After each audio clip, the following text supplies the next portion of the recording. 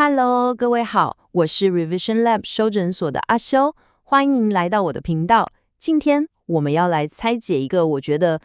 极具指标性的一个案例。这个故事的主角是一种顶级的掠食者，而他的舞台你可能很难想象，竟然就在台湾最现代化的都会区之一——台中。在我们开始深入分析之前，我想先请大家思考一个核心问题：一种濒临绝种，而且需要很大活动范围的掠食者，有没有可能在一个旁边就是人口超密集、高度开发的都会区的地方，成功的建立起能够繁衍后代的族群？说真的，从传统的生态学角度来看，这个答案几乎是否定的。但是现实往往最擅长打破我们这些既有的框架。答案是可以，而且地点就在台中市区旁边的法子溪。在这里，不只发现了我们保育类的动物石虎的踪迹，更重要的是，它们真的在这里成功的把下一代给生下来、养大了。你知道吗？这个事实直接就颠覆了我们过去那种认为都市跟荒野一定是互相对立的传统想象。重点来了，这个发现的分量到底有多重？我们得先有个概念。根据专家的估计，现在全台湾野生的石虎总数量可能只剩下大概500只左右。你想想看，在这么一个极度稀有的族群背景下，居然有一只选择在旁边就是工业区和住宅区的河岸地带落地生根，这背后肯定存在一个非常规格的、值得我们好好来拆解的成功模式。而且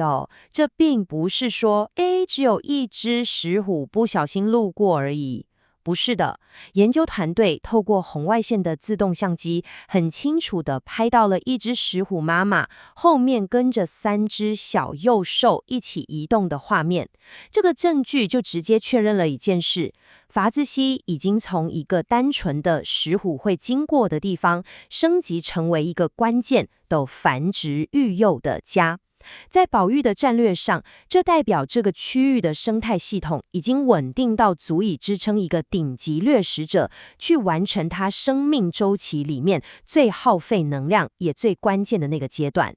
好，既然结果这么惊人，那我们就必须倒带回溯整个过程，来分析一下这个转变到底是怎么发生的。一条看起来这么平凡的都市边缘溪流是怎么逆转胜，成为濒危物种的方舟？要理解这一点，我们得先看看筏子溪它原本的样子。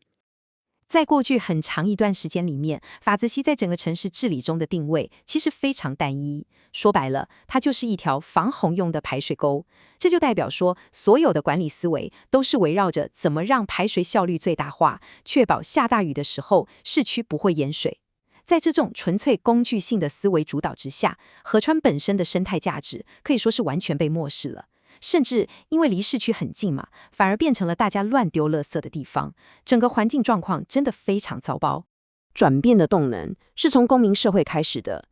从2018年开始，荒野保护协会发起了一项非常关键的社会工程，他们号召一般的公民、学校还有企业，把净溪活动从那种一次性的好像在作秀的活动变成一种常态化的社区行动。怎么做？就是每个月固定举办2次。到现在为止，累积下来已经超过12000人次参与，清掉了超过20公吨的垃圾。这些数字背后代表的不只是环境变干净了，而是一种由下而上、非常扎实的社会动员能量。我们继续聊下去。这些净溪活动的战略目标，其实远远不只是捡垃圾这么简单，它的核心是在重塑人跟河流之间的关系。透过让民众亲身走进河里面，付出自己的劳动，这个行动成功地培养了在地社群对于这条河的主人翁意识和责任感，对吧？当人们开始关心，真正的改变才有可能发生。这一步可以说是为后面所有的质变打下了最重要的一个社会基础。当公民社会完成了初步的环境整理之后，石虎的出现就成了那个引爆点。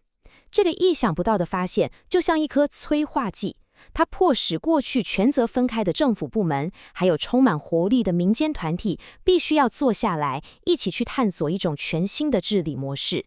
而这就是整个故事的转捩点。这里的对比非常清楚，旧的管理模式是典型的由上而下、单一目标导向。为了防洪，河岸的草根树常常被剃光头，就是为了确保水流顺畅。但这就完全牺牲了生态功能。可是现在，一个新的治理典范出现了，它追求的是一种伙伴关系，目标是在防洪安全跟野生动物的家这两个看起来好像很冲突的目标之间，找到一个动态的平衡点。为了要实现这种动态平衡，一个非典型的组织公司协力平台就这样诞生了。你要知道，它不是一个有正式编制的政府单位哦，它比较像是一个横跨公部门跟私部门的沟通协作机制，一个让所有相关的人都能够平等对话、一起做决策的圆桌会议。这个平台的组成结构就是它能成功的关键。你看，里面的成员背景非常多元，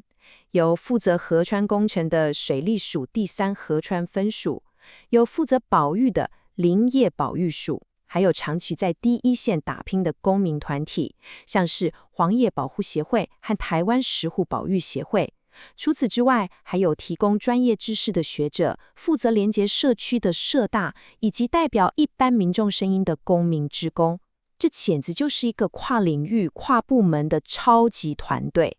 接下来这点超级重要，这个平台是怎么把理想变成现实的？我们来看一个实际的运作案例。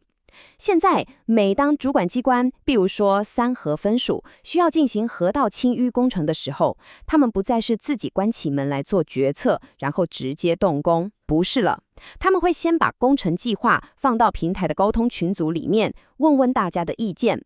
这时候，保育团体就会马上根据最新的监测数据，标示出哪些地方是已知的石虎巢穴，或是活动的热区。那最终的施工方案就必须要绕过这些敏感的区域。你看，这套机制就成功的把预防性的避险整合到日常的行政流程里了。好，简单整理一下刚刚的内容。我们看到，从公民行动打下社会基础，到公司协力平台建立起治理机制，法子溪的保育工作可以说已经有了非常稳固的根基。但是，这群人的眼光并没有停在这里。他们正在擘画一个尺度更宏大的生态蓝图。这个更大的蓝图有个名字，叫做蓝绿串联保育轴带策略。听起来很专业，对吧？但其实概念很直白。这里的蓝指的就是以法子溪为代表的水域廊道，而绿指的就是旁边大肚山台地的陆域森林生态系。核心目标很简单，就是要把这2大板块之间的生态连接给打通。这个策略很聪明，它选了2个关键的指标物种，在代表蓝带的法子溪跟乌溪流域，指标物种当然就是石虎；而在代表绿带的大肚山台地，指标物种则是环景雉。为什么选它们？因为它们是所谓的散户物种。透过保护这2个在食物链上层需要大面积栖息的物种，就能像一把大伞一样，连带保护整个廊道内的其他生物，达到事半功倍的保育效益。那具体的执行步骤主要分成3步。第一，先透过科学模型和田野调查，找出动物最有可能在河流和山脉之间移动的路径。第二步，针对这些潜在的廊道进行风险分析，去找出路上有哪些障碍物，比如说马路啊、围篱啊、沟渠等等。第三步也是最困难的一步，就是要跟这些廊道上面的土地所有权人或是管理机关进行协商，看能不能透过友善农法或是栖地补偿这些方式来改善并且确保廊道的畅通。目前，他们已经辨识出6条潜在的廊道，正在努力推进当中。所有的努力最终都指向一个共同的目标，就是怎么样让这个得来不易的共存模式能够制度化，能够永续的走下去。所以最后这个章节，我们就要来分析这群人是怎么试图为这条活水之河去争取一个长期的法律保障。他们的下一步是为法子溪申请一个国际承认的保育地景的身份。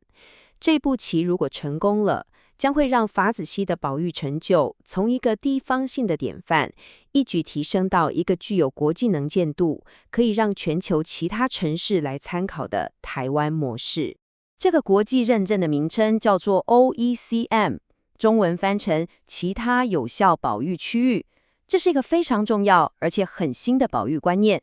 你可以这样理解，传统的国家公园或保护区就像是为了保护生态而画出的红线区，严格限制人类活动。但是 OECM 承认的是，在红线区之外，有很多有在地社群、私人企业，或是像法子溪这样由多方共同管理的土地。就算它当初成立的目的不是为了保育，但只要它的管理模式能够对生物多样性带来长期而且实质的正面效益，那就应该被承认它的保育价值。法子溪的这种公私协力模式，可以说是完美体现了 OECM 的核心精神。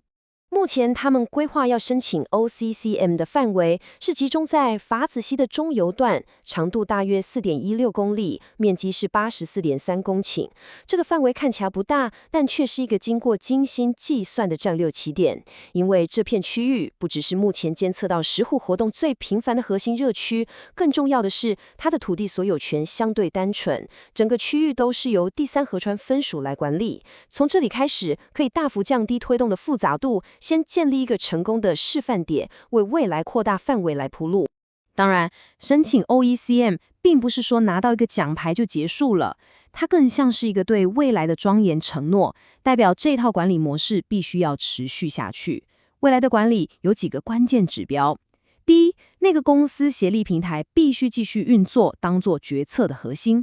第二，必须积极处理对石虎的生存威胁，特别是游荡犬的攻击和疾病传播问题；第三，要持续的进行栖地的维护跟优化；最后，一定要建立长期的生态监测系统，用科学数据来证明保育真的有效，并且动态的去调整管理策略。回顾整个案例，法子溪的蜕变其实是一个系统工程的成功。它从一条功能单一的都市排水沟，透过公民意识的唤醒、跨领域合作机制的建立，还有科学数据的导入，最终演化成一个人跟野生动物可以和谐共存的典范。它向我们证明了，都市发展跟生态保育并不一定是绝对的零和赛局。最后，法子溪的成功为我们留下了一个非常有想象空间的提问：